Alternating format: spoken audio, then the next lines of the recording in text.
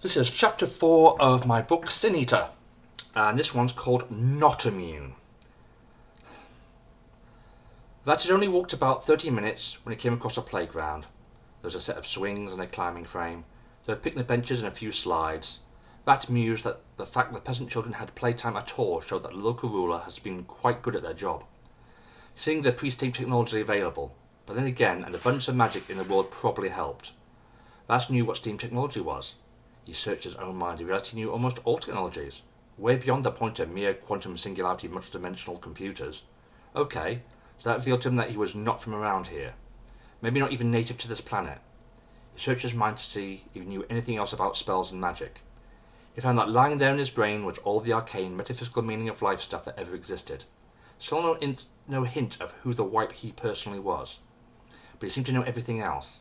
Okay, so those attack spells did nothing. What did that mean? What did that mean exactly? The answer popped up instantly, as easily as knowing basic maths. It meant that, magically speaking, he was a null. It meant that magic could not affect him. But it also meant the cost of that fact was that he himself would never be able to cast the simplest of mortal spells. Hang on. Why did his brain just use the term mortal? Does that mean he wasn't mortal? The universe, if it has any personality at all, is considered by most to be a total dick or a total asshole. This is why most of us never say things could not possibly get worse, or what could possibly go wrong out loud. This is an element of human experience that seems less of a superstition and far more of a real practical fact. You simply do not say those two sentences if you have any common sense. So we should not be surprised when the universe replies to the seemingly daydreaming child in a playground that seemed a little odd, with a roundhouse punch to the head from behind. Maybe we should not immediately blame the universe for that. Tug was the classic playground bully. Tug was a stereotype bully from a billion different stories and a billion different versions of those stories. Tug could one day be a truly evil person.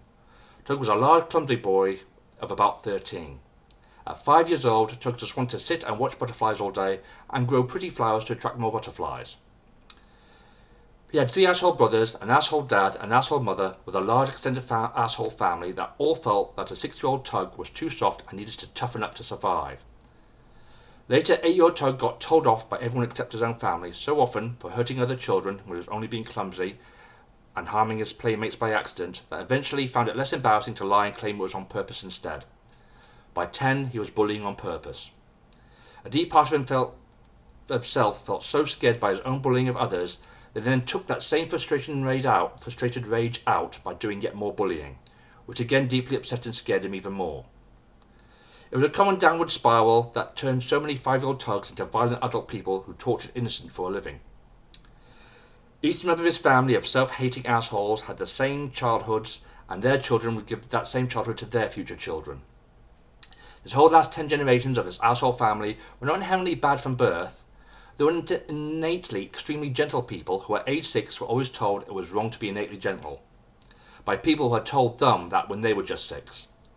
The sad ironic fact was that Tug's entire family were violent bullies because they hated themselves for being violent bullies.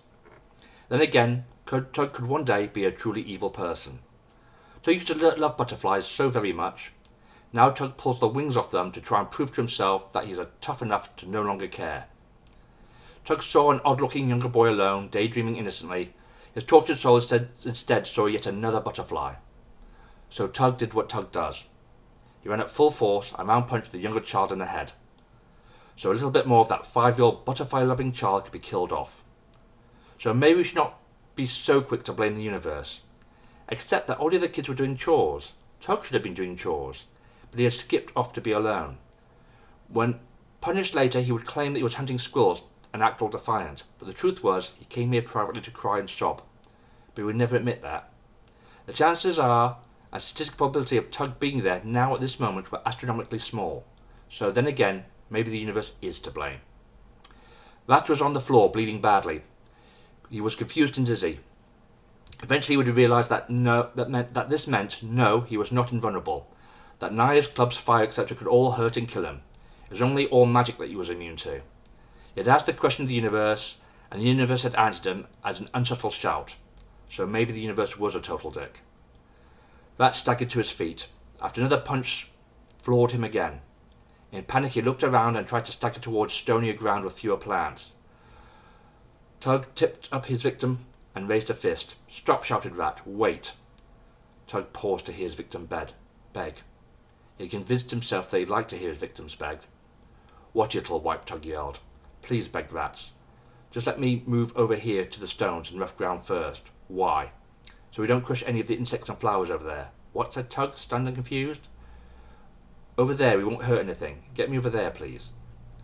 Stunned, Tug looked around and looked again properly. Among the delicate flowers, insects were buzzing. There were bees and butterflies. A dam broke inside.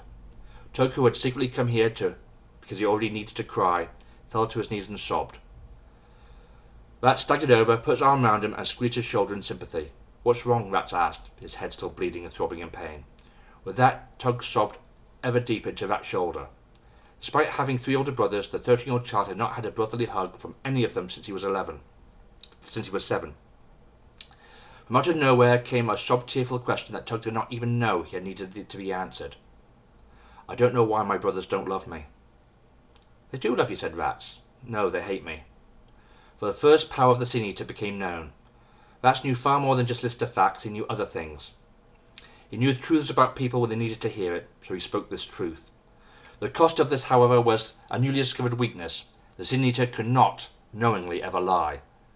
"Your brothers do love you. They love you so much that Mitch, Don and Frank each have constant nightmares about you being harmed or picked on. They never tell each other this, but each is terrified that the other 2 will victimize you. So each of them is extra tough on you so you can protect yourself from the others if you need to. Each of their hearts is constantly worries and breaks for you. Frank, the youngest of them, is still able to cry with worry about it. Mitch and Don just act extra mean to other people instead to burn that worry off." And then a butterfly, attracted by the tearful moisture on Tug's hand, landed lightly and rested on Tug's fingers. Tug looked at it, so light and delicate that he could barely feel it on his skin. He gently lowered it onto the floor for it to half crawl, half flutter onto. "I'm sorry," Tug said, for the first time since being 9. But this half sorry was only partly to Rats, for Tug was looking at the butterfly as he said it. Tug went home. His 15-year-old brother Frank pulled him up. "Where have you been?" "Just out," Tug thoughtfully said, his head lowered. "Out, you toilet?" "Jimmy is pissing about with crappy clay models again. Go and sort it out." Tug nodded and went to see his youngest brother Jimmy. But instead of smashing all his clay models and telling him he was wasting his time and slapping him if he cried, which is what would have happened if Tug had not met Rats an hour earlier, instead he sat next to his little 6-year-old brother. The poor lad flinched in mute fear as Tug raised an arm behind him, but relaxed when the arm instead went gently round his shoulder. "There are, Jimmy, where have you got?" whispered Tug gently. Jimmy started to show off each of his little crude clay animal models with beaming pride. Tug listened and said how good they were. Then Tug showed Jimmy how to make clay butterflies together. They played for nearly an hour before dinner was called. Because Frank was worried about his youngest brother Jimmy, he had followed Tug to slap Tug around if he went too far and was too rough with little Jimmy. He watched someone being a proper brother in an extended family full of brothers for the very first time in 10 generations. After dinner, he, Frank, had managed to find a private space to sob and cry again. But this time for a quite different reason. This time, for the first time, there was an ambivalent tears of happiness mixed with the tears of sadness. That night, before bed, Frank asked Tug, without any mean name-calling, if he wanted to go fishing with him next weekend. The answer was yes. Don, the second oldest brother, saw the verbal exchange and did not know what to make of it. But for a reason he was not quite sure about, he felt oddly comforted. That night, for the first time in a long time, Don did not have any nightmares about any of his younger brothers being hurt by any of the older brothers. That night, for the first time in a long time, Don got a good night's sleep. Because of that, he felt like being less mean to all the people he met the next day.